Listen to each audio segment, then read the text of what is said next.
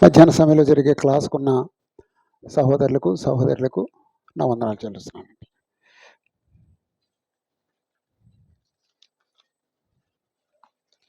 Okay,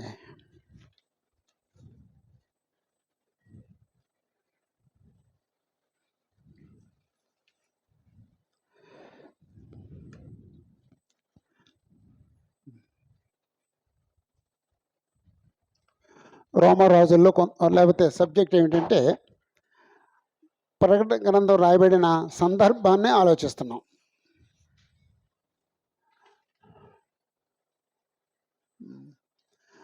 రోమా ప్రభుత్వం క్రైస్తవులను హింసిస్తున్నారు, క్రైస్తవులు హింసించబడుతున్నారు. అప్పుడు రాశారు అంటే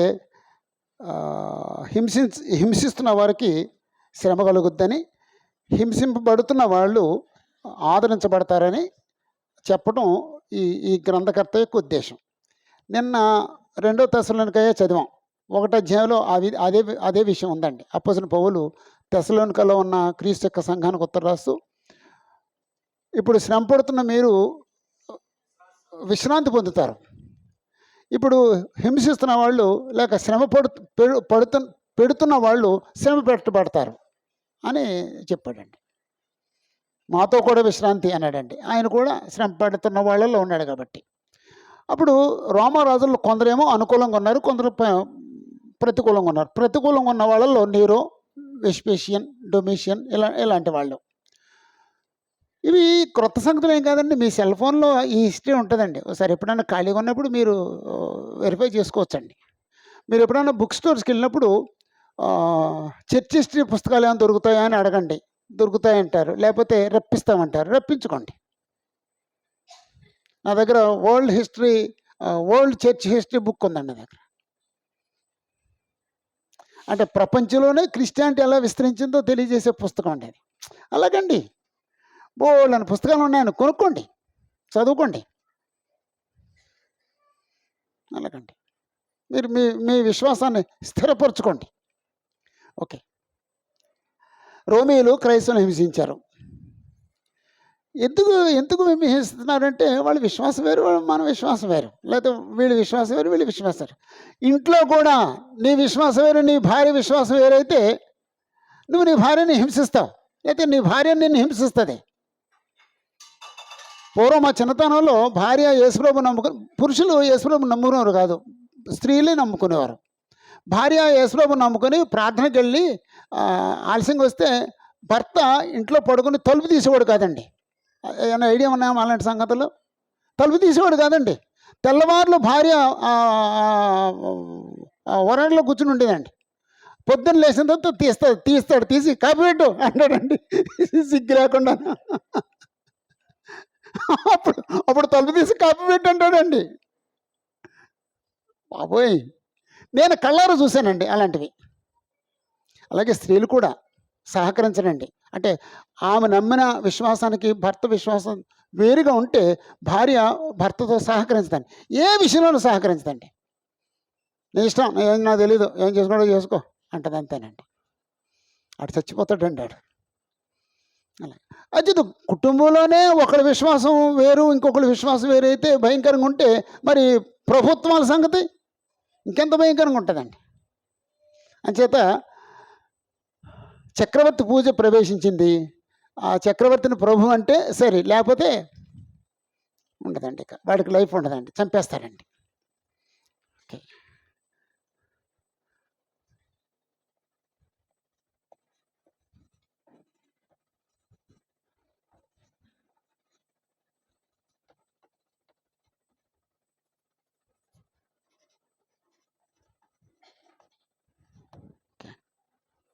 రోమీలు ఏం చేసేవారంటే క్రైస్తవుల్ని సైన్యంలో చేరమనేవారండి. క్రైస్తవులు సైన్యంలో చేరేవారు కాదండి. ఎందుకు చేరేవారు కాదంటే ఇప్పుడు సైన్యం చేరిన తర్వాత వాళ్ళు చంపాలండి. క్రైస్తవుడిని చంపడం కాబట్టి మేము చంపం, కాబట్టి మేము చేరం. ఇంకొక ఆలోచన ఉందండి వాళ్ళకి. అదేంటంటే ఇప్పుడు సైనికులు ఒక డ్రెస్ వేసుకోవాలండి. ఇప్పుడు వాడు ఏదో కవచం వేసుకోవాలనుకోండి, ఆ కవచం ముందు ఒక విగ్రహం బొమ్మ ఉంటుందండి. ఒక క్రైస్తవుడు విగ్రహం బొమ్మని ధరించుకోగలడా? ధరించుకోలేడండి. అందుకు వెళ్ళేవాడు కాదండి. పూర్వం నాగరం అని ఒక ఇలా వేసుకునేవారు, ఒక వస్తువు, లేదా ఇక్కడ ఇక్కడ ధరించుకునేవారండి. జడ పైన దాన్ని నాగరం అనేవారండి. ఇప్పుడుందమ్మా దాని మీద ఏం బొమ్మ ఉంటుందండి? లక్ష్మీ బొమ్మ ఉంటుందండి. అంతకుముందు వేసుకునేవారు, బాప్తిజం పొందిన తర్వాత వేసుకోవడం మానేశారండి. అలాగండి. అంటే దానికి ఆ విగ్రహానికి ఏదో సంబంధం ఉందన్నమాట అండి. అంచేత అలాంటివి మానేశారండి. ఇప్పుడు వేసుకుంటున్నారండి. అది వాళ్ళకి ఏమీ లేదండి. ఇప్పుడున్న వాళ్ళకి ఏదన్నా వేసుకుంటున్నారండి. ఒక బంగారం కావాలంతే. అది దాని మీద ఏ బొమ్మ ఉన్నా మాకు అక్కర్లేదు. అలాంటి మనస్తత్వం వచ్చేసిందండి. సైన్యంలో చేరకపోయినందువల్ల హింసించేవారండి.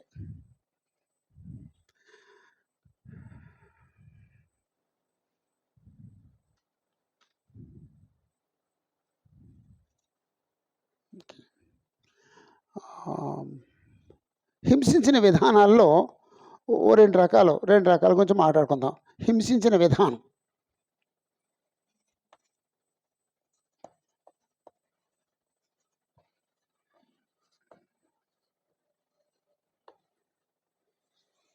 హింసించిన విధానాలు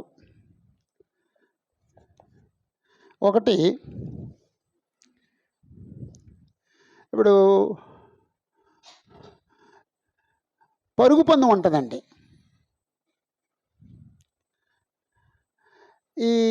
ఇది త్రోవ లేకపోతే రోడ్డుకి ఈ ప్రక్కన మనుషులు ఉంటారండి, నిలబడి ఉంటారండి. అప్పుడు పరుగు పందెం ఉంటుందండి.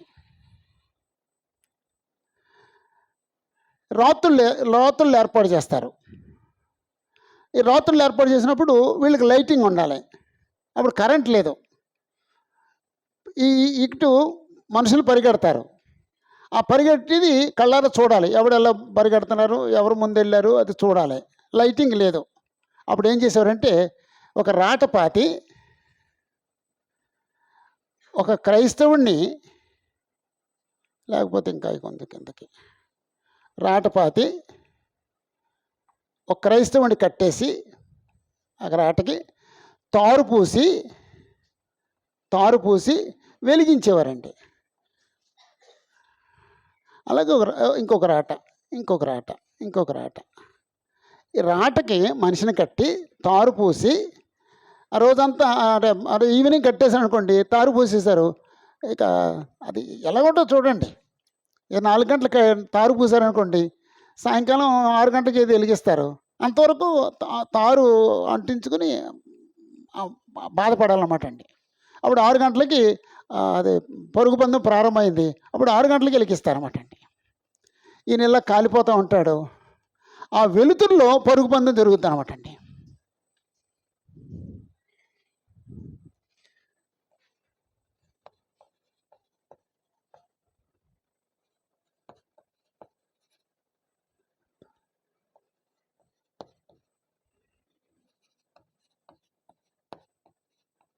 క్రైస్తవులను కాల్చటం,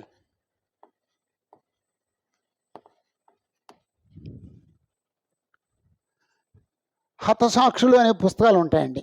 మీరు బుక్ స్టోర్కి వెళ్తే క్రిస్టియన్ బుక్ స్టోర్లో దొరుకుతాయండి. హతసాక్షుల పుస్తకాలు ఉంటాయండి. హతసాక్షుల పుస్తకాల్లో ఇవి దొరుకుతాయండి. ఇంకేదో పుస్తకం ఉందండి క్రిస్టియన్, నాకు గుర్తులేదు, తర్వాత చెప్తాను ఎప్పుడన్నా గుర్తొచ్చినప్పుడు.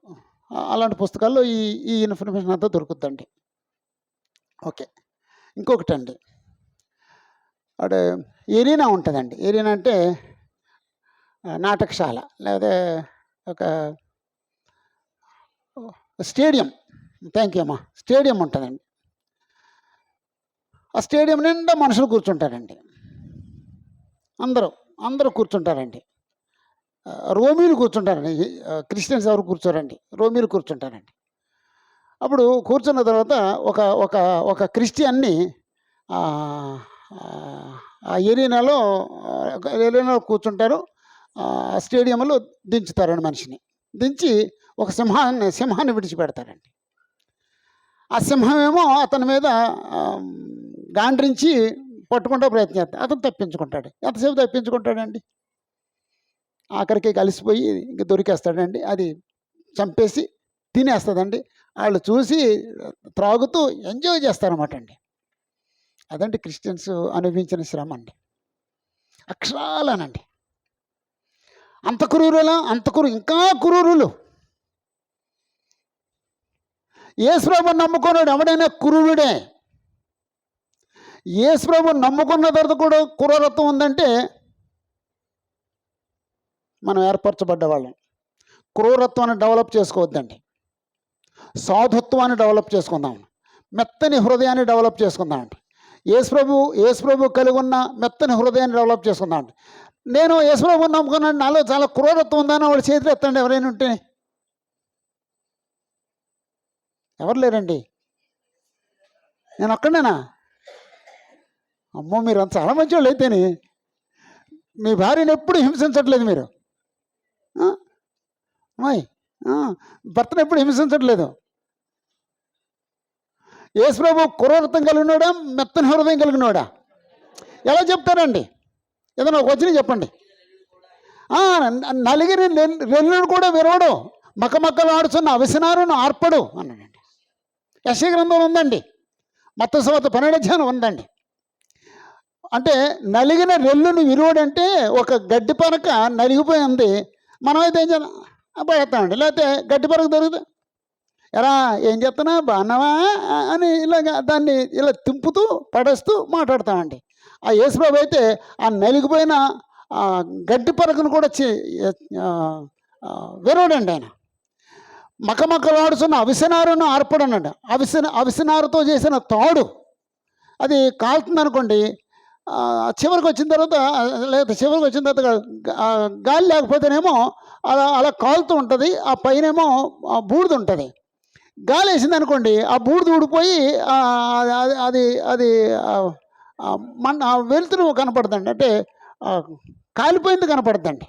మనం అలాంటి కనపడితే అంటామండి. యేసుప్రభు దాన్ని కూడా ఆర్పరేటండి. అంత మెత్తన హృదయం అండి. యేసుప్రభు ఎవరన్నా నొప్పించుంటారండి. నోట్లో వెళ్ళి పెట్టొద్దు. ఇంక ఎప్పుడు గోర్లు కావాలంటే వెళ్ళి సబ్బు తీసుకురండి. ఎవరైనా చేయగడుకొని ఆయన నోట్లో వెళ్ళెట్టుకుంటాడు. దయచేసి ఎవరైనా సబ్బు తీసుకురండి. వెళ్ళి సబ్బు, ఓ గిన్నె వాటర్, ప్లేటు తీసుకురండి. కడుక్కొని నోట్లో వెళ్ళెట్టుకుంటాడండి. చిన్నపిల్లోడు కదా, చదువుకున్న పిల్లోడండి. రేపు పొద్దున్నే ఆ స్కూల్కి డైరెక్టర్ అవ్వాల్సినాడండి. మరి అందరి నుంచి నోట్లో వెళ్ళెట్టుకోమని చెప్తాడేమోనండి కాక భవిష్యత్తులో స్కూల్కి డైరెక్టర్ అయిన తర్వాత. అది బ్యాడ్ హ్యాబిట్ అండి. నోట్లో వెళ్ళెట్టుకుంటా కాదండి. ఓకే, వెళ్ళెట్టుకుంటే కడుక్కోండి. సోపుతో కడుక్కున్నప్పుడు నోట్లో వెళ్ళెట్టుకోండి. మాకు ఎలర్జీ అండి. మీరు పెట్టుకుంటే నాకు ఎలర్జీ అండి. ఓకే, అంత భయంకరంగానండి. ఎంతమంది క్రిస్టియన్స్ సింహాలకి అయిపోయారండి.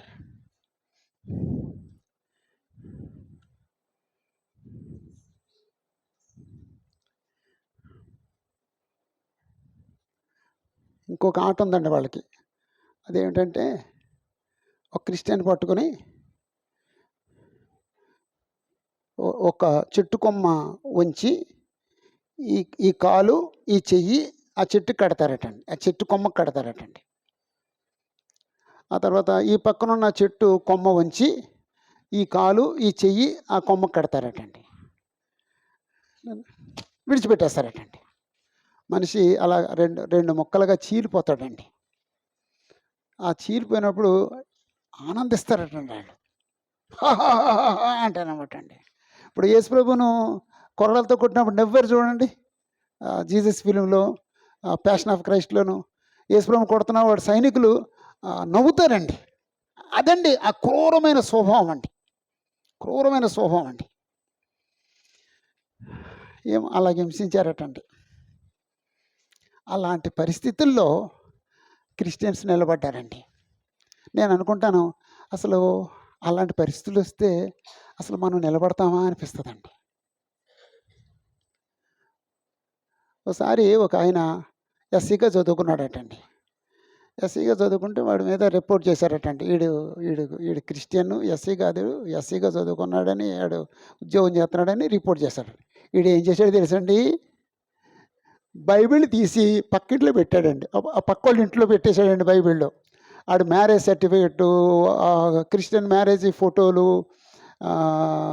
అంటే క్రిస్టియన్స్కి సంబంధించిన రుజువులు ఏముంటాయి అన్నీ తీసుకెళ్ళి పక్కింట్లో పెట్టేశాడండి. మళ్ళీ వాళ్ళ అక్కల ఇంట్లో పెట్టాడనుకోండి, లేదా తన అన్నయ్య ఇంట్లో పెట్టాడనుకోండి, వాళ్ళ ఇల్లు కూడా సోదా చేస్తారండి. అంచేత మొత్తం అన్నీ పక్కింట్లో చేయకపోవచ్చు, పక్కింట్లో పెట్టేశాడండి. అంటే వాడు ఏమనుకున్నాడు, వాడు ఏమని నిరూపించుకున్నాడండి, ఇప్పుడు నేను క్రిస్టియన్ కాను, నేను క్రిస్టియన్ కాను. ఒకవేళ అలాంటి శ్రమలు వస్తే ఇప్పుడు మన స్టాండర్డ్ అంటే, మన స్టాండర్డ్ నువ్వు యేసుప్రభువుని నమ్ముకున్నాడు, నేను క్రిస్టియన్ కానండి, నా పేరు అప్పారావండి అంటాడండి. మీ పాత పేరు ఏం పేరు ఉందండి? ఇదే పేరు పూర్వ పేరు రంగయ్య, మా పాత పేరే కదా. నా పేరు రంగయ్య అండి, నా పేరు మనలేం కాదండి అంటాడండి. ప్రస్తుతం మన స్టాండర్డ్ అదండి. ఇంకా దురదృష్టం ఏంటంటే, ఎస్సీ వాడు క్రిస్టియన్స్కి పెళ్లి చేస్తాడండి. నాకు మొన్న ఈ మధ్య గుర్తొచ్చి ఇది ఆలోచించి, మీరు ఎస్సీ, మీకు మ్యారేజ్ లైసెన్స్ వచ్చింది, నేను క్రిస్టియన్ని, నా పెళ్లి చేస్తారు మీరు.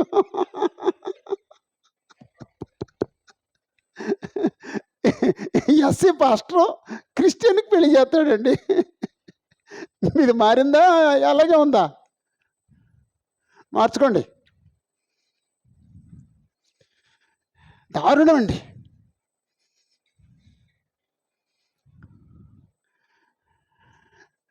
ఓకే, అలాంటి పరిస్థితుల్లో ఈ పుస్తకం రాయబడిందండి. అప్పుడు మనం ముందే చెప్పుకున్నాం, వీళ్ళేమో ఆదరించడానికి రాశాడండి. వీళ్ళకి ఏం చెప్పడండి, వీళ్ళతో మాట్లాడండి, వీళ్ళకే చెప్తాడు, వాళ్ళకి మిమ్మల్ని హింసిస్తున్న వాళ్ళు శిక్షించబడతారు, ధైర్యంగా ఉండండి, మీకేం పర్లేదు, మీరు మాత్రం ఓకే. ఇప్పుడు సామాన్యంగా వాళ్ళు ఏమనుకుంటున్నారంటే, మేము ఓడిపోయాం అనుకుంటున్నారండి. వీళ్ళు ఏమనుకుంటారు, మేము గెలిచామనుకుంటున్నారండి.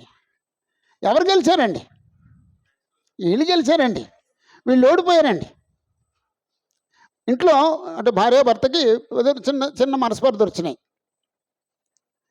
అలా గుప్తంగా ఉన్నారండి. ఆఖరికి భర్త బరస్ట్ అయిపోయాడండి. భర్త మాట్లాడాడండి, వాళ్ళిద్దరు ఎవరు ఓడిపోయారండి. ఎవరు బరస్ట్ అయి మాట్లాడారో వాళ్ళు ఓడిపోయారండి. అలాగండి. అదే దాన్ని ఓడిపోయాడు అనుకోడండి, నేను దాన్ని నోరు మూయించేసాను అనుకుంటాడండి. ఇప్పుడు ఆటో ఎక్కడికి వెళ్ళారు, మీరు ఆటో దగ్గర మాట్లాడుతున్నారు, బేరం ఆడుతున్నారు. ఆడేమో రూపాయి అన్నాడు, మీరు 2 రూపాయలు అన్నాడు, మీరు రూపాయి అన్నారు, రూపాయిన్నర అన్నారు, 2 రూపాయలు అన్నాడు, మాట్లాడుకున్నారు. నేను రిక్షక్క నేను అని చెప్పి వచ్చేసారు. ఎవరు ఓడిపోయారండి అంతేనండి. నేను ఎక్కలేదు రిక్ష అనుకుంటాడు తప్ప నేను ఓడిపోయాను అనుకోడండి. అంతేనండి. ఎవరైతే బరస్ట్ అయ్యారో వాళ్ళు ఓడిపోయారండి. ఈ సందర్భంలో సహించిన వారు జయించారు, అంతేనండి. సహించిన వారు గెలిచారు, వీళ్ళేమో ఓడిపోయారు. వీళ్ళు ఓడిపోయారండి.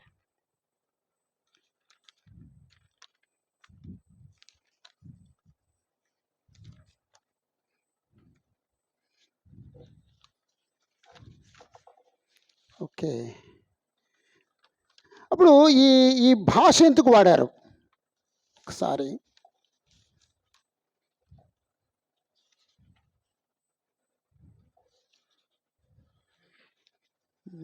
ఎక్కడ ఉంది, మిస్ అయింది.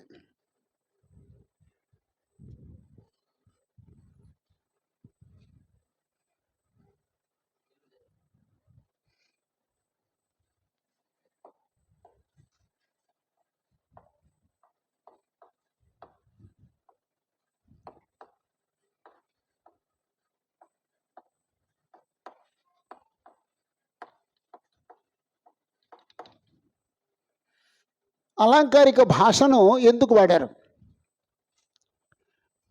అలంకారిక భాష ఎందుకు వాడారంటే, యోహాను పద్మస్ ద్వీపంలో ఉన్నాడు. పద్మస్ ద్వీపంలో ఉన్నారు.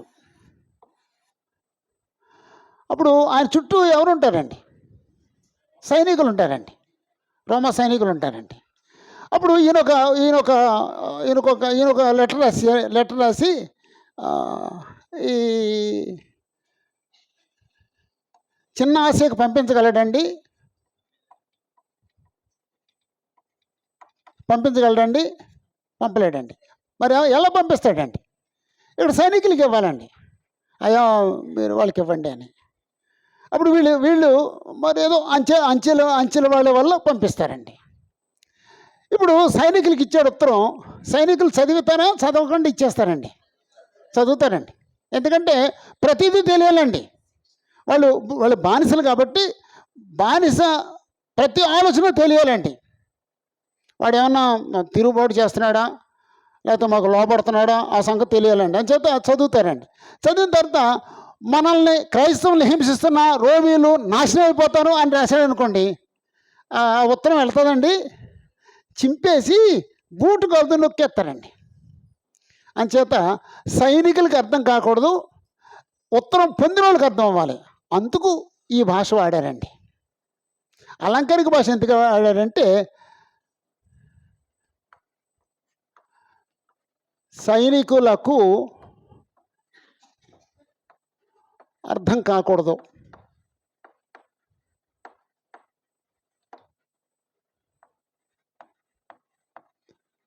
పొందిన వారికి అర్థం అవ్వాలి.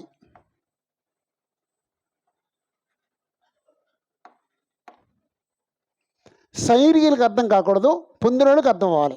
అందుకు అలంకారిక భాష వాడారండి. వీళ్ళకి ఎందుకు అర్థం అవుద్ది? అంటే ఇంతకుముందు యోధా మతం నుంచి వచ్చిన వాళ్ళు ఉన్నారండి. ఆ యోధా మతం నుంచి వచ్చిన వాళ్ళకి ఎక్స్పీరియన్స్ ఉందండి. వాళ్ళు ఎహెజ్కేలు చదివారు, దానియేలు చదివారు, జకరియా చదివారు. వాళ్ళకి ఆ భాష తెలుసండి. ఆ తర్వాత చదువుకున్న వాళ్ళు తెలుస్తుందండి. ఎందుకంటే అదొక స్టైల్ ఉంది అనే సంగతి, అలంకారిక భాష ఉంది అనే సంగతి చదువుకున్న వాళ్ళు తెలుస్తుందండి. ఒకళ్ళు మరి అన్యుల్లోంచి వచ్చిన వాళ్ళు ఉన్నారు. అప్పుడు యూదులు ఏం చేస్తారంటే దాన్ని అర్థం చెప్తారండి అన్యులకి. అంటే దీని అర్థం అందుకు ఇలా రాశారు అని చెప్పేసి చెప్తారన్నమాట అండి. అందుకు అలంకారిక భాష వాడారండి. ఇవన్నీ మనసులో పెట్టుకొని అప్పుడు మనం పుస్తకాన్ని చదవాలన్నమాట అండి. రైట్. ఇప్పుడు చదివేస్తే ఇంకొక పాయింట్ ఆలోచన అండి. అంటే బుక్ అంతటిని ఒక చిన్న చాట్లాగా వేసుకుందామండి. 9వ పాయింట్ ఒకసారి పుస్తకం అదంతా చెరిపేసేయండి.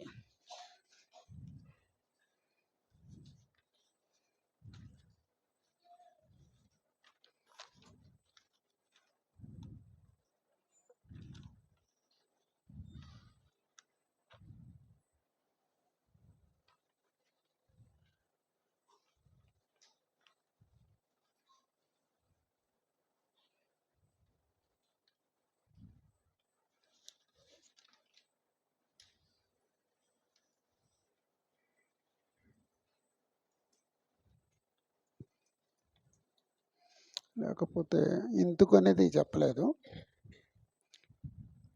చేద్దామండి.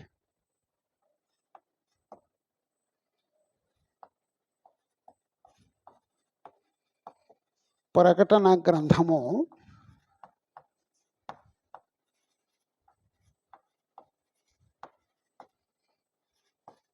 ఎందుకు వ్రాయబడెను?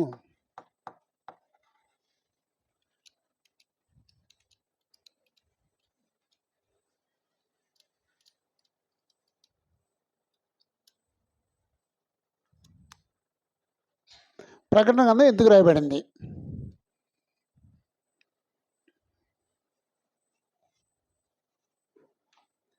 శ్రమ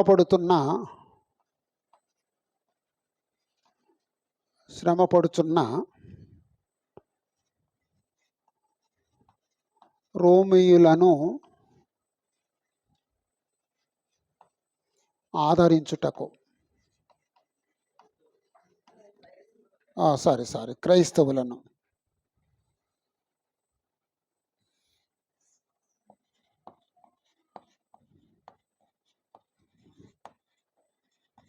ఓకే. శ్రమ పడుచున్న క్రైస్తవులను ఆదరించుటకు. అంటే ఇక్కడ ఏమి రాసినా సరే వాళ్ళు ఆదరించబడాలి, ఏమి రాసినా సరే. అంచేత నేను ఇంతకుముందు చెప్పాను, మనం 1వ అధ్యాయం 12వ వచనం నుండి 24వ వచనం వరకు చివర 24 వచనం వరకు చివర పేరా చదివిన తర్వాత ఆ పేరా వల్ల క్రైస్తవులు ఎలా ఆదరించబడ్డారు, 4వ అధ్యాయం వల్ల క్రైస్తవులు ఎలా ఆదరించబడ్డారు, 5వ అధ్యాయం వల్ల క్రైస్తవులు ఎలా ఆదరించబడ్డారు. అలాగా ప్రతి పేరా చదివిన తర్వాత ఎలా ఆదరించబడ్డారు అని చిన్న ఒక స్టేట్మెంట్ రాసుకుందామండి. ఆదరించడానికి రాశాడండి, బాధ పెట్టడానికి కాదండి, ఆదరించడానికి రాశాడండి.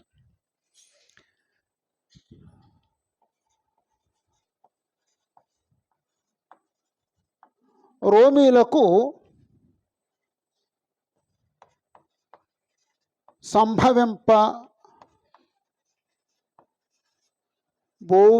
సంభవింపబోవు దానిని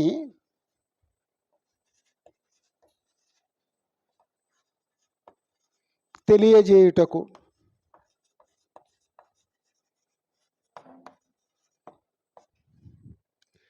రోమిలకు ఏం సంభవించబోతుందో తెలియజేయటానికి. ఏం సంభవించబోతుంది అలాగండి, అది తెలియజేయటానికి ఈ పుస్తకాన్ని రాశారండి. ఆనందం కలిగే వచనం ఏంటి తెలుసండి,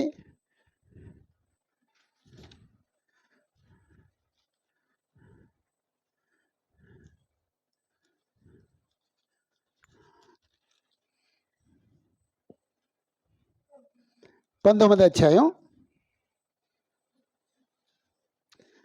ప్రకటన గ్రంథం 19వ అధ్యాయం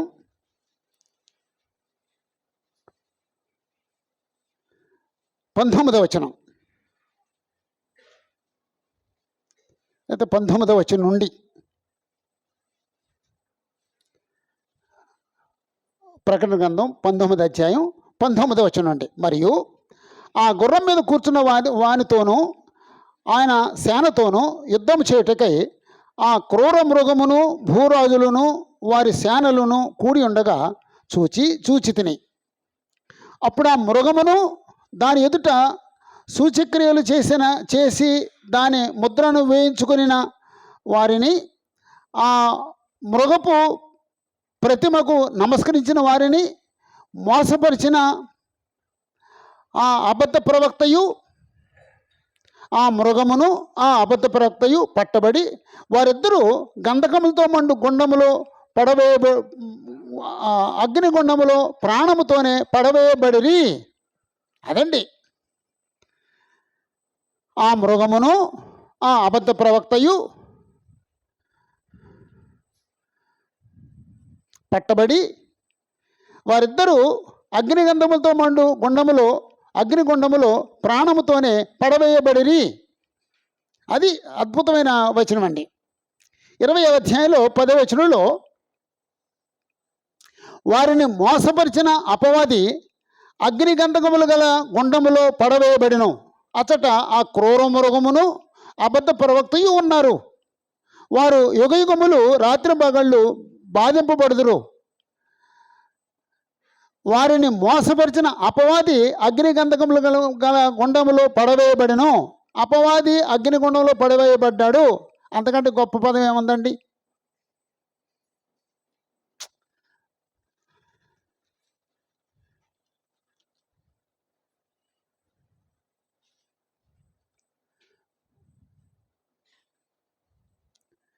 పద్దెనిమిది అధ్యాయంలో 2వ వచనంలో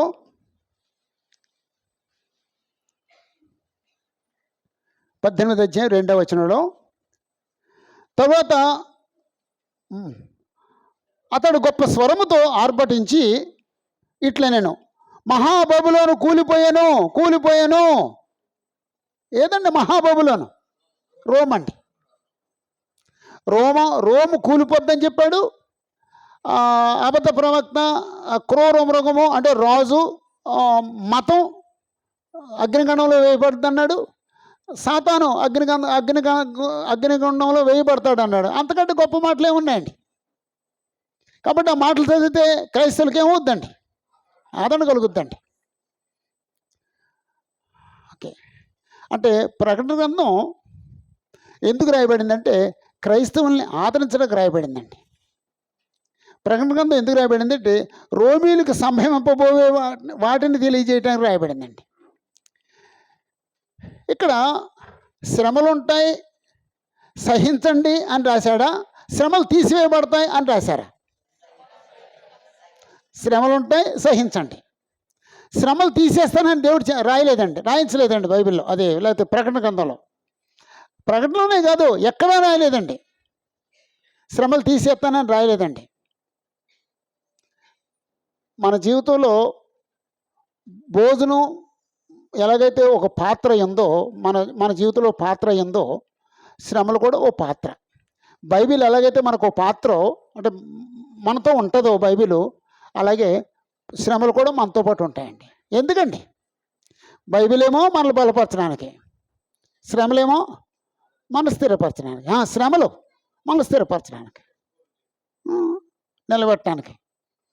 శ్రమలు లేకపోతే అందరూ ఒకటే, అందరూ సమానమే. సహించిన వాడు ధన్యుడు అన్నాడు. అంచేత దేవుడు శ్రమలు తీసేయడండి. అంచేత మనం ప్రార్థన చేసేటప్పుడు కూడా శ్రమలు తీసేయమని చేయకూడదండి. మరి ఏం చేయాలండి? సహించే శక్తి, సహించడానికి ఓర్పు ఇవ్వు, సహించే శక్తిని ఇవ్వు అనాలండి. నాకు శ్రమలు ఇవ్వు అనే చేయొచ్చండి ప్రార్థన? అమ్మో, అది ఎక్స్ట్రా అండి, చాలా తప్పండి. నాకు నన్ను పరీక్షించు అనకూడదండి, అది పాపం అండి. అంటే నువ్వు గర్వపడుతున్నావు, అతిశయిస్తున్నావు అనమాట. వాడే అంటాడండి పదాన్ని, ఆయన నేను తట్టుకోలేను, ఒకవేళ కాదంటే నీ ఇష్టం, కానీ తట్టుకునే శక్తి మాత్రం నాకు ఇవ్వాలి. అలా మాట్లాడుకోవాలి దేవుడితో. అంతే తప్ప వద్దు అనకూడదు, ఇచ్చి నన్ను ఇచ్చి చూసుకో అనకూడదు. అది గర్వం అండి. అంటే అంతే, దేవుడితో ఎలా అలాగే మాట్లాడాలండి. మన మాటతో మాత్రం ఉండాలండి. ఆయన దేవుడికి ఒక మర్యాద ఉంటుందండి. దేవుడి దగ్గర నిలబడే మర్యాద ఉంటుందండి. దేవుడితో మాట్లాడే మర్యాద ఉంటుందండి. దేవుడి సన్నిధికి వచ్చే మర్యాద ఉంటుందండి. కానీ మనకెవరికి దేవుడి సన్నిధికి వచ్చే మర్యాద అర్థం కాలేదండి. ఇంకా మనం ఇన్ని సంవత్సరాలైనా సరే ఇంకా ప్రార్థనకు ఆలస్యంగా వస్తున్నామంటే అది అసలు మనకి ఏమర్థమైందండి? ఇంకా చాలామంది నేను ఒక్క నిమిషం ఆలస్యంగా ప్రార్థనకి వెళ్ళనని తీర్మానం చేసుకునే వాళ్ళు కనపట్లేదండి. దయచేసి ఇప్పుడే తీర్మానం చేసుకోండి. సంవత్సరాలు గడిచిపోతున్నాయి, పాటలు పాడేస్తున్నాం. క్రొత్త ఏడు మొదలు పెట్టాను మన బ్రతుకునందు, క్రొత్త ఏడు మొదలు పెట్టాను అని పాట పాడుతున్నాం తప్ప మన బ్రతుకుల్లో కొత్తదనం ఏమి రావట్లేదు, అంత పాతే. ఇప్పటికైనా సరే నేను ప్రార్థనకి ఒక్క నిమిషం కూడా ఆలస్యంగా వెళ్ళను అని నిర్ణయించుకోండి. అప్పుడు మీకు కొత్త ఏడు వస్తుంది. అంతవరకు మీకు పాత ఏడే. 100 సంవత్సరాలు బతికినా పాత సంవత్సరమే. బాగాలేదండి. జాగ్రత్త అండి. అవన్నీ కౌంట్ చేయబడతాయండి. నేను మొన్న క్లాస్కి 20 నిమిషాలు లేట్కి వెళ్ళానండి. నా భార్య సిక్ అయ్యారు. నా భార్యను సిద్ధం చేయడానికి ఒక అమ్మాయి రావాలి, అది చీర కట్టడానికి సిద్ధం చేయడానికి. ఆమె రాలేదండి, నేను కట్టలేనండి. సరే, ఆమె తిప్పలు పడి ఏదో కట్టుకుంది.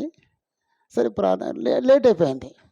సరే, ఇక ఆమెను విడిచిపెట్టి వెళ్ళటం లేదు. విడిచిపెడితే ఇంకెవరు ఆమెను చూడటం లేరండి. ఆమెను ఎలాగో తీసుకుపోవాలండి. సరే, అలా కొంచెం లేటుగా మొన్న ప్రీచర్స్ మీటింగ్కి మొత్తం లేటుగా వచ్చానండి. అప్పుడు ఆమె ప్రార్థన చేసుకుందటండి, ఇంక నన్ను తీసేసుకో, టైం అయిపోయింది. ఇంతవరకు నా భర్త ఎప్పుడు ఆలస్యంగా వెళ్ళలేదు. నా వల్ల నా భర్త 20 నిమిషాలు ప్రార్థన లేట్కి వెళ్ళాడు కాబట్టి, నా వల్ల వెళ్ళాడు కాబట్టి నేను ఇక్కడ ఉండడం, బ్రతకడం వేస్ట్, నన్ను తీసేసుకో అని ప్రార్థన చేసుకుందటండి. అదండి మేము నమ్మింది. జాగ్రత్త అండి. ఓకే.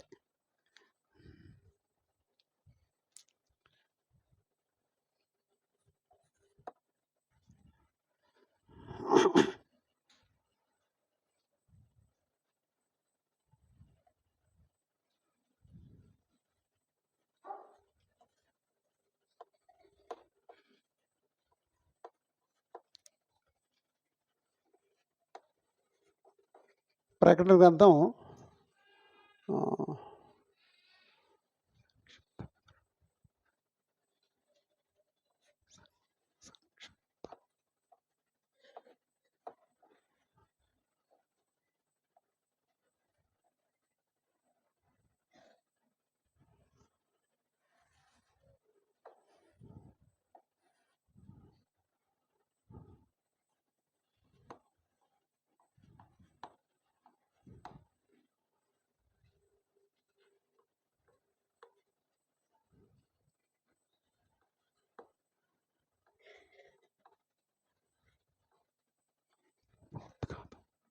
ఉపోద్ఘాతము.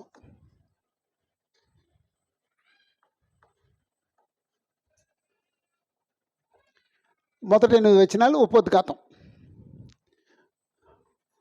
1:9 నుండి 22:5 వరకు పాఠం.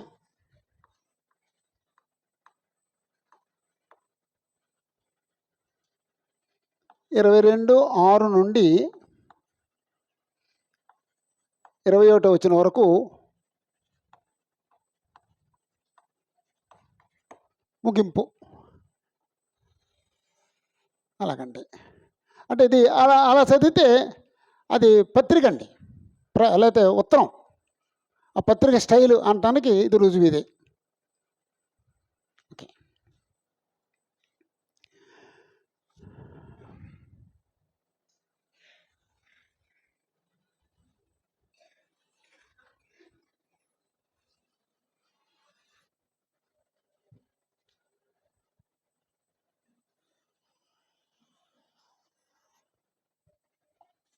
ఒకటి 1:8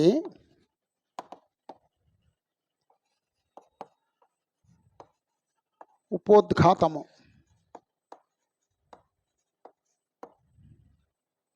ఓకే.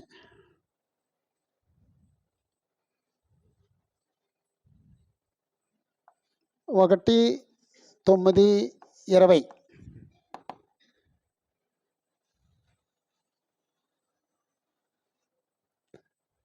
ఏముందండి ఆ పేరాలో, 2 పేరాలు అమ్మా. 9వ వచనం నుండి 20వ వచనం వరకు యేసుప్రభు దర్శనం. యేసుప్రభు దర్శనం.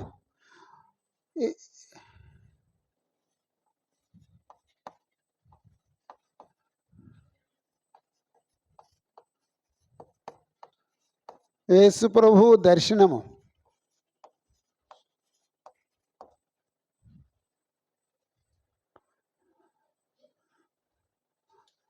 యోహానుకి దేవుడు యేసుప్రభుని చూపించాడండి. యేసుప్రభు యోహాను ఎన్ని సంవత్సరాలు కలిసి బ్రతుకున్నారండి? 3.5 సంవత్సరాలు కలిసి ఉన్నారండి వాళ్ళు. అప్పుడు చూసిన యేసుప్రభు వేరు, ఇప్పుడు చూస్తున్న యేసుప్రభు వేరండి. యేసుప్రభుని చూపించాడండి.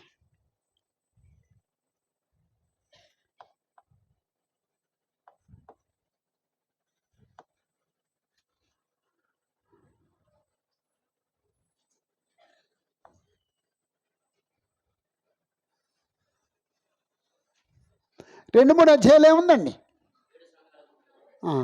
7 సంఘాలకి 7 సంఘాలతో ప్రభు మాట్లాడటం, 7 సంఘములకు ప్రభు ఇచ్చిన హెచ్చరికలు, 7 సంఘములకు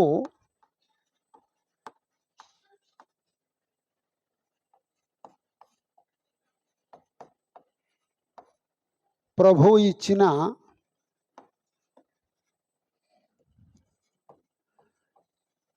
హెచ్చరికలు. అంటే 7 సంఘాలకి వాళ్ళ యొక్క ఆత్మస్థితిని వివరించడానికి యేసు ప్రభు ప్రయత్నం చేశారండి. అంటే దేవుని చిత్తమైతే మనం భవిష్యత్తులో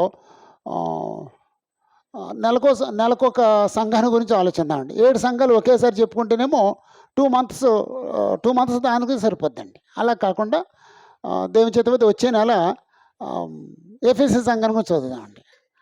అటు ఫస్ట్ అవర్ చదివేసి మిగిలింది 4 అధ్యాయం, 5 అధ్యాయం, 6 అధ్యాయం ఎంత అవుతుందో చూద్దాం.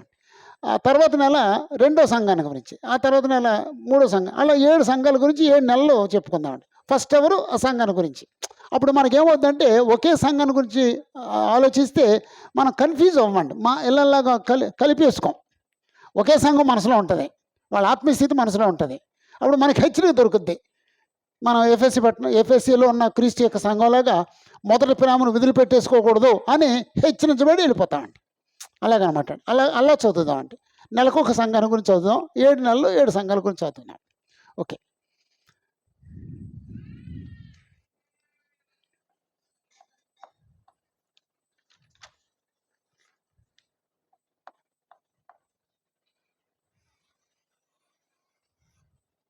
నాలుగు అధ్యాయులు ఏముంది ఐడియా ఉందమ్మా? 4 అధ్యాయులు ఏముంది ఐడియా ఉందండి? సింహాసనాసీనుడైన దేవుడు. అద్భుతమైన అధ్యాయం అండి. సింహాసనాసీనుడైన దేవుడు.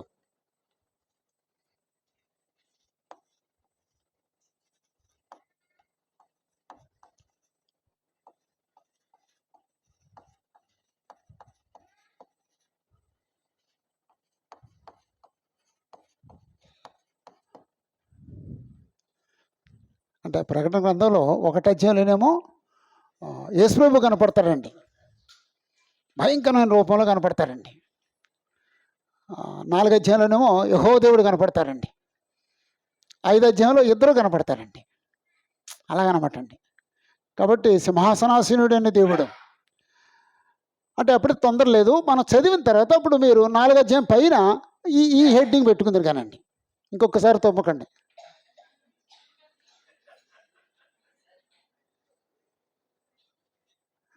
అంటే ఈ హెడ్డింగ్ పెట్టుకోవచ్చు, కానీ ఇప్పుడు వద్దు.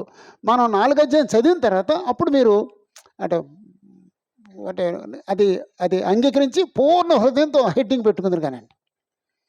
అలాగనమాట అంటే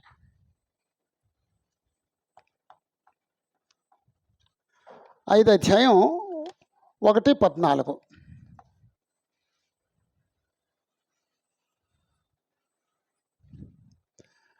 1 అధ్యాయం 5:14. ఓకే.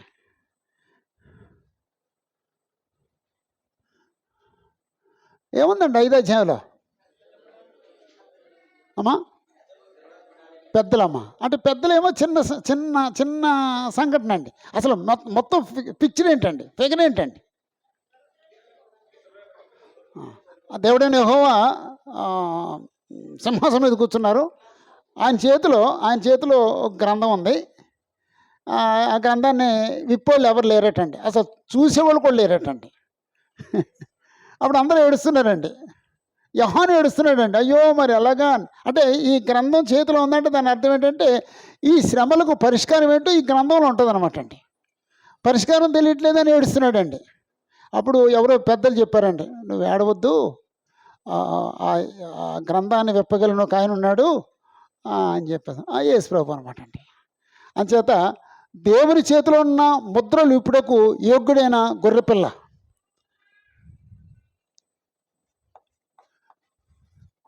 దేవుని చేతిలోనున్న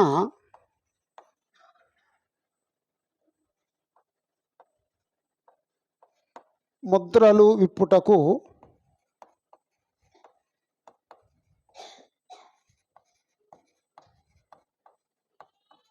యోగ్యుడైన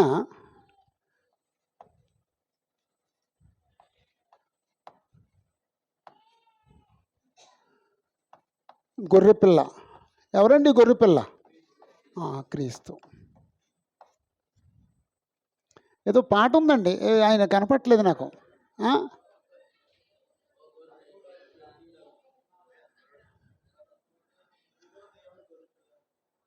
అదే ఏదో నీవు యోగ్యుడవు.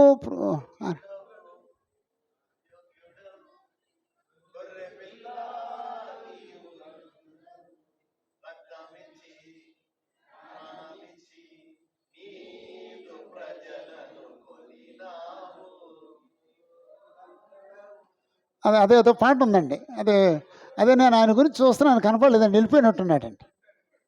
ఉం?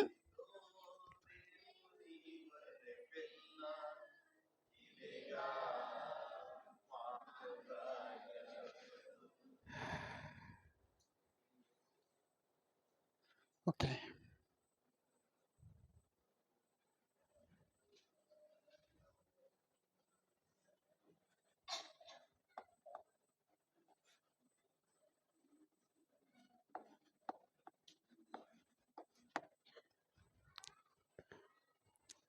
అంటే 6 అధ్యాయం 1 వచనం నుండి 16 అధ్యాయం 21 వచనం వరకు ఇంచుమించు 11 అధ్యాయాలు దేవుని తీర్పులు.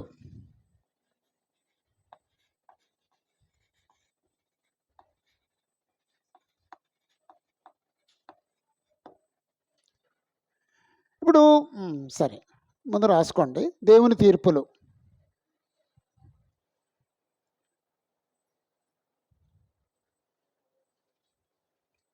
ఇప్పుడు దేవుని తీర్పులు అంటే క్రైస్తవులకా, హింసిస్తున్న వాళ్ళకా?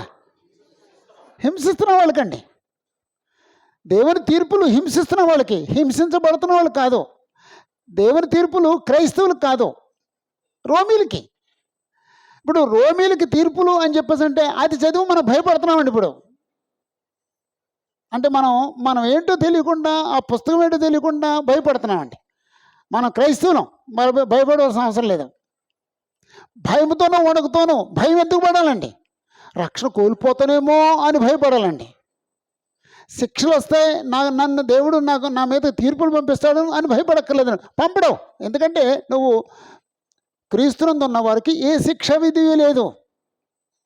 క్రీస్తు సంఘంలోకి వచ్చి శిక్షింపబడిన స్థితిలోకి వచ్చావు. ఇప్పుడు శిక్ష విధి లేనప్పుడు నువ్వు భయపడవలసిన ఎందుకు అవసరం ఏంటి?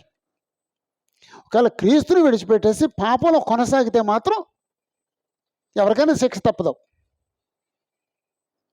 నువ్వు యథార్థమైన హృదయంతో యేసుప్రభువుని హత్తుకుని ఉంటే శిక్షించబడవలసిన అవసరం ఉండదండి, భయపడవలసిన అవసరం ఉండదండి. భయం ఎందుకు ఉండాలంటే రక్షణ కోల్పోతానేమో అని భయపడాలండి. భయముతోనూ వణుకుతోనూ మీ సొంత రక్షణ కొనసాగించండి అన్నాడు కదా, అక్కడ అవసరం అండి. అంతే తప్ప దేవుడు నన్ను ఎలా చేస్తాడు అని శిక్ష అని భయపడక్కర్లేదండి. ఓకే. అప్పుడు దీనికి సంబంధించి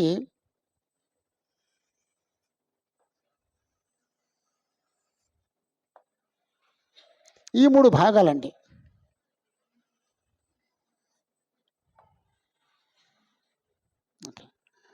మొదటి భాగం 6:1 నుంచి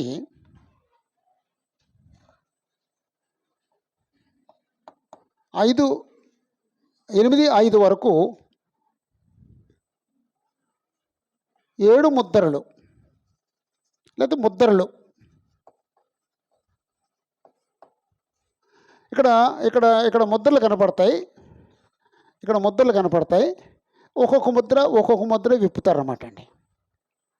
అప్పుడు దేవుడు రోమీలకు ఏమి శిక్ష విధించబోతున్నాడో ఒక్కొక్క ముద్రలోనూ విషయాలు తెలుస్తాయండి.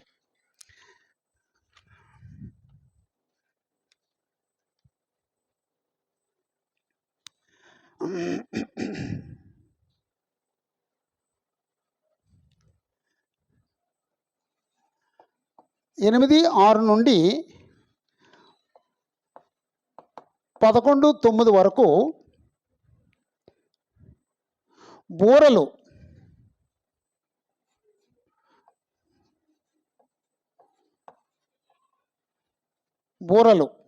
ఓ బోర్ ఊదినప్పుడు ఓ సంఘటన జరుగుతుంది, రెండో బోర్ ఊదినప్పుడు ఇంకో సంఘటన జరుగుతుంది, మూడో బోర్ ఊదినప్పుడు ఇంకో సంఘటన. అంటే ఇలాగా దేవుడు డిజైన్ చేశాడనమాట అండి.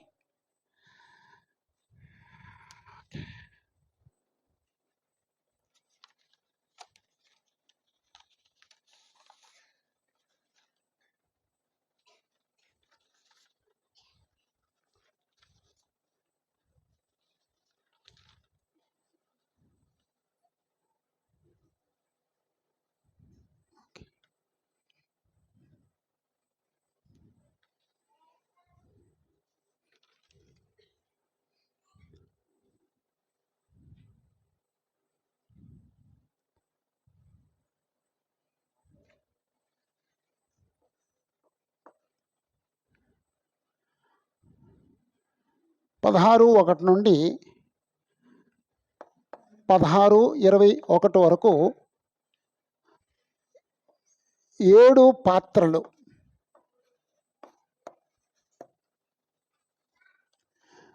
ముద్రలు విప్పినప్పుడు ఏమి సంభవిస్తుందో చెప్పాడండి. బోర్లు ఊదినప్పుడు ఏమి సంభవిస్తుందో చెప్పాడండి. ఉగ్రత పాత్రలు కుమ్మరించినప్పుడు ఏమి సంభవిస్తుందో చెప్పాడండి. అంటే దీనికంటే ఇది గ్రేడ్ ఎక్కువ అండి. దీనికంటే ఇది భయంకరమైన గ్రేడ్ అండి. అలాగనమాట అండి.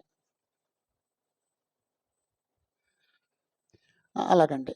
అంటే ఈ పుస్తకం డిజైన్ చేసిన రీతి ఇలాగ ఉందండి. అయితే మధ్యలో ఇంకో సంగతి ఉంది, అది చెప్పాలి. అదేంటంటే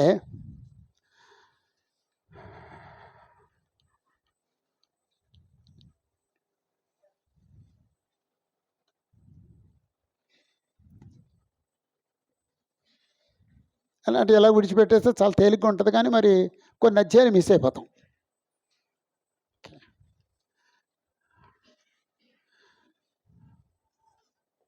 6, 7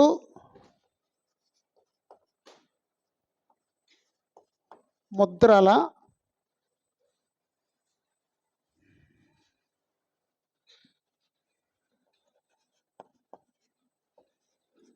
మధ్య జరిగిన సంగతులు.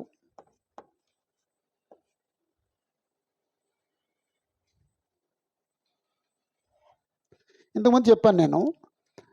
ఇప్పుడు మనం టీవీ ముందు కూర్చుని ఆ టీవీ ఆన్ చేసుకుని చూస్తున్నట్టుగా, ఆ టీవీలో చూస్తున్నట్టుగా యోహాను యేసుప్రభు చూపిస్తున్న సంగతులను చూస్తున్నాడండి. ఈ ముద్రలో ఒక్కొక్క ముద్ర విప్పబడుతుంది.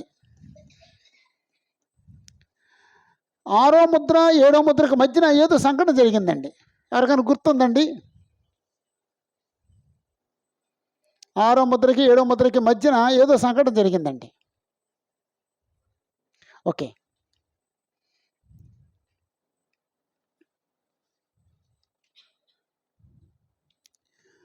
దేవుని దాసులు ముద్రింపబడుట, అన్యజనులందరూ కూడుకొనుట. దేవుని దాసులు ముద్రింపబడుట,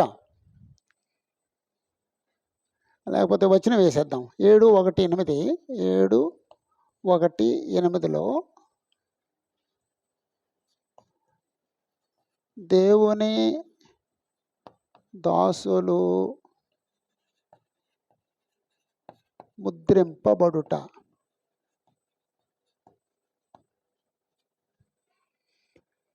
7:9-17లో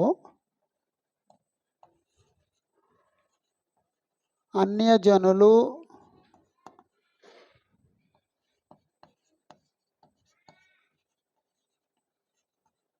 కూడుకొనుట. అంటే 6వ ముద్ర 7వ ముద్రకి మధ్య ఈ 2 సంగతులు జరిగినాయండి. దేవుని ప్రజలందరూ, దేవుని దాసులందరూ, విశ్వాసులందరూ ముద్రించబడటం. అప్పుడు ఏదో సంఖ్య వాడారండి. 1,44,000 మంది అనేది అక్కడేనండి. యాక్చువల్ 1,44,000 అంటే 1,44,000 కాదండి. అది కూడా అలంకార భాషే.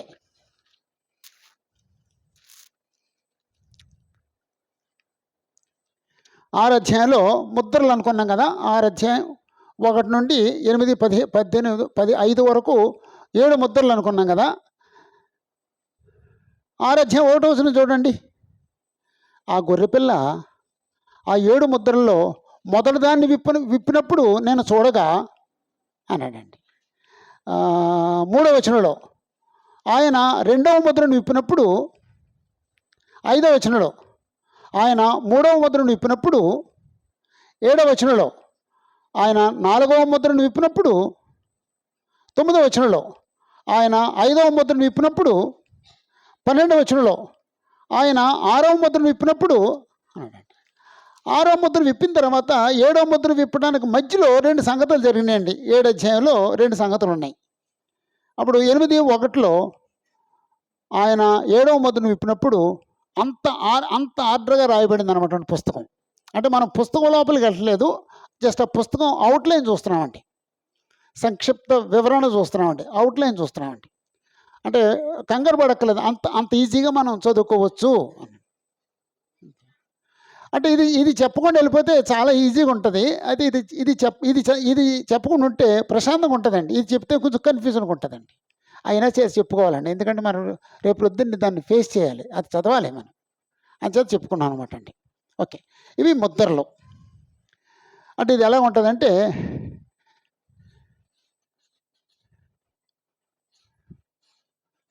ఈ ముద్రలను అనుసరించి బోర్లు ఉంటాయండి.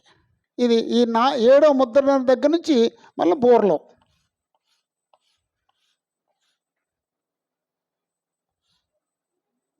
ఈ 7వ బోర్ని అనుసరించి పాత్రలు.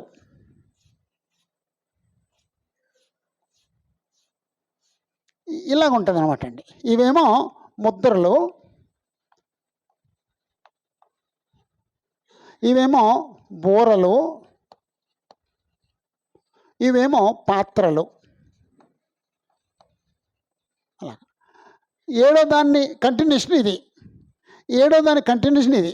అలాగండి.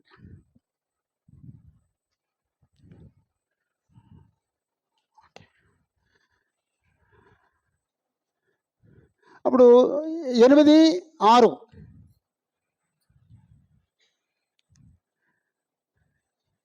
8:6లో 7 బోర్ల గురించి మాట్లాడాడు.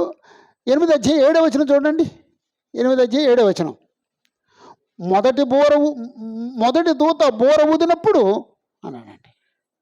8వ రెండవ దూత బోర ఊదినప్పుడు. 3వ దూత బోర ఊదినప్పుడు. 12వ 4వ దూత బోర ఊదినప్పుడు. 9:1 5వ దూత బోర ఊదినప్పుడు. 9:13 6వ దూత బోర ఊదినప్పుడు అనండి. అలాగండి. ఆ తర్వాత పాత్రలు 16 అధ్యాయం. అంటే మధ్యలో జరిగిన సంగతులు నేను తర్వాత చెప్తాను. 16 అధ్యాయం.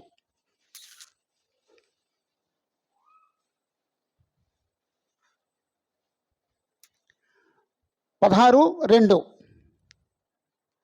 అంతటా మొదటి దూత వెలుపలకు వచ్చి తన పాత్రను భూమి మీద కుమ్మరింపగా. అంటే పాత్రలు, మొదటి దూత మొదటి పాత్రని భూమి మీద కుమ్మరించాడటండి. ఏమైందటండి? ఆ క్రూర మృగం యొక్క ముద్రలు గలవారికి దాని ప్రతిమకు నమస్కారం చేయు వారికి బాధకరమైన చెడ్డ పుండ్లు పుట్టెను. ఎవరి మీదకి చెడ్డ పుండ్లు? ఎవరైతే ఆ క్రూర మృగం యొక్క గుర్తు వేసుకున్నారో వాళ్ళకండి. ఇప్పుడు నువ్వు క్రీస్తును ప్రభువుగా అంగీకరించట్లేదు, కైసరును ప్రభువుగా అంగీకరిస్తున్నావు అని చెప్పి ఎస్ అన్నాడండి. అప్పుడు అతనికి ముద్ర వేశారండి, తల మీద, లేదా ఇక్కడ జబ్బు మీద, లేదా ఇక్కడ భుజం మీద, ఎక్కడో ముద్ర వేశారనమాట అండి. ఈ ముద్ర వేసినందువల్ల అతనికి రేషన్ వచ్చిందండి. ఈ ముద్ర వేసినందువల్ల శ్రమలు లేవండి అతనికి. కానీ ఇప్పుడేమైందండి? చెడ్డ పుండ్లు పుట్టినాయటండి. చెడ్డ పుండ్లు అంటే అమ్మా చెగ్గడ్లు. చెడ్డ పుండ్లు అంటే క్యాన్సర్ అన్నమాట అండి. అలాగండి. అప్పుడు ముద్ర వేసుకున్నప్పుడు హ్యాపీగా ఉన్నాడండి. మంచి రేషన్ వచ్చేస్తుంది, సౌఖ్యంగా ఉంది, అన్ని ఫెసిలిటీస్ ఉన్నాయి, మనల్ని ఎవరు బాధ పెట్టట్లేదు అని ఎంజాయ్ చేశాడండి. ఇప్పుడు అలాగనమాట అండి. తర్వాత 3వ రెండవ దూత తన పాత్రను సముద్రం మీద కుమ్మరించాడటండి. ఆ సముద్రం నీళ్ళంతా కూడా పీనుగుల రక్తంలాగా అయిపోయిందటండి. 4వ 3వ దూత తన పాత్రను కుమ్మరించినప్పుడు నదుల మీద జలాల మీద కుమ్మరించినప్పుడు రక్తం అయిపోయిందటండి. 8వ 4వ దూత పాత్రను సూర్యుని మీద కుమ్మరించాడటండి. అసలే సూర్యుడు వేడైతే ఇంకా వేడైపోయాడటండి. తీవ్రమైన వేడితో కాలిపోయారటండి. 10వ వచనం, 5వ దూత పాత్రను తన క్రూర మృగం యొక్క సింహాసనం మీద కుమ్మరించాడటండి. అంటే రాజు యొక్క సింహాసనం మీద కుమ్మరించాడటండి.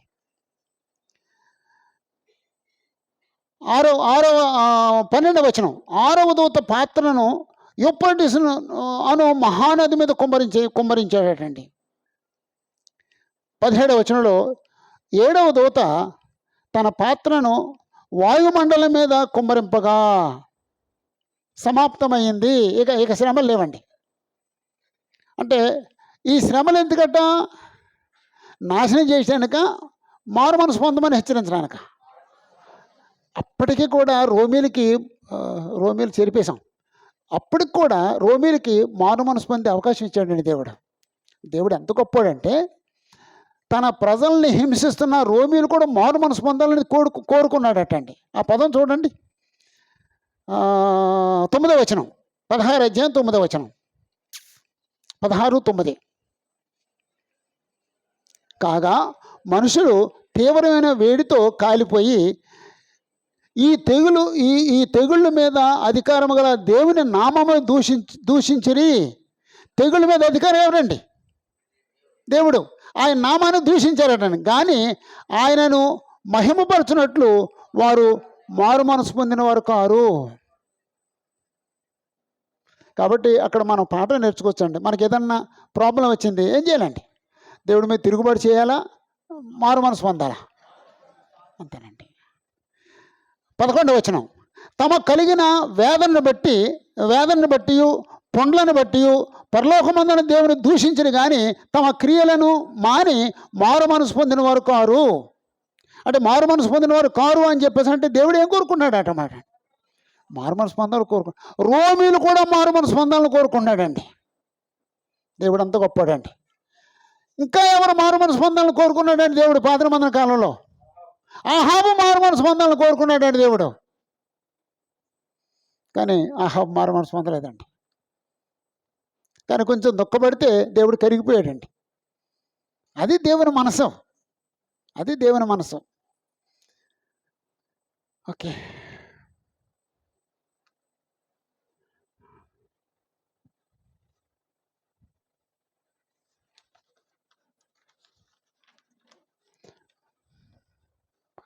పాత్ర. ఓకే, అప్పుడు అంటే బోర్లు చదివేశాం. ఆరో బోరకి 7వ బోరకి మధ్య 6, 7 బోరల మధ్య జరిగిన సంగతులు అంటే ప్రకటన గ్రంథం అలా రాయబడిందండి. అదేంటండి మధ్యలో ఇదేంటండి మళ్ళాను అనకండి. 6, 7 ముద్రల మధ్య జరిగిన సంగతులు, 6, 7 బోర్ల మధ్య జరిగిన సంగతులు.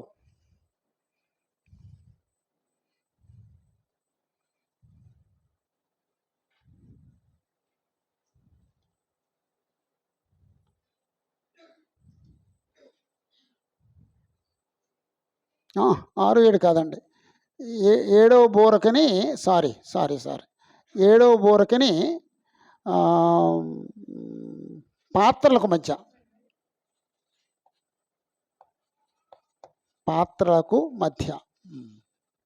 సంగతులు. 12 అధ్యాయంలోనేమో మగ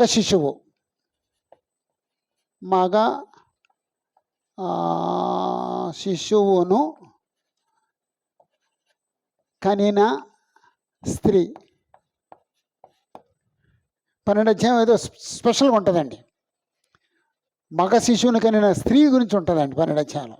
ఆ స్త్రీ ఏమో యూదులు, ఆ శిశువేమో యేసుప్రభు. యేసుప్రభు ఎక్కడి నుంచి వచ్చాడండి? యూదుల నుంచి వచ్చాడండి. అంటే యూదులనేమో ఒక స్త్రీగా పోల్చి ఆ స్త్రీ ఓ బిడ్డను కన్నట్టుగా చూపించాడు అనమాట. యేసుప్రభు యొక్క జననాన్ని గురించి మాట్లాడాడు అనమాట. 13 ఏమో క్రూర మృగం. 13 క్రూర మృగం.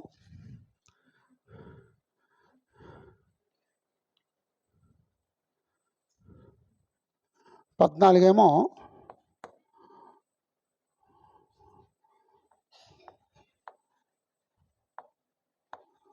గొర్రె పిల్ల నామము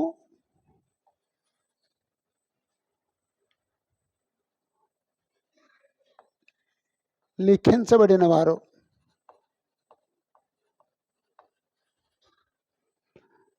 15 7వ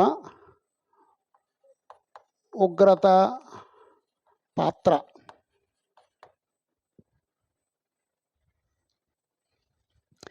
12 మగ శిశువుని కనిన స్త్రీ. 13 క్రూర మృగం లేక ఇంకొక మృగం, సముద్రం నుంచి వచ్చిన మృగం, 2 మృగాల గురించి 13 ఉంటుంది. 14 గొర్రెపిల్ల యొక్క నామాన్ని నొసల మీద ముద్రించుకున్న 1,44,000 మందిని గురించి ఉంటుంది. 15 7 ఉగ్ర పాత్రలు కుమ్మరించే వాళ్ళు సిద్ధపాటు రెడీ అవుతారు అంతేనండి. అప్పుడు 16 7 పాత్రలు కుమ్మరిస్తారండి. అలాగనమాట అండి. ఆ తర్వాత 17 అధ్యాయం, 18 అధ్యాయం, 19 అధ్యాయం, 21 అధ్యాయం, 22 అధ్యాయం కంప్లీట్ అవుతుంది. మనం చిన్న బ్రేక్ తీసుకుందామండి. బ్రేక్ తీసుకున్న తర్వాత వచ్చి అవి రాద్దామండి. అంటే 1 అవర్ అయింది, ఆ బ్రేక్ తీసుకుందామండి.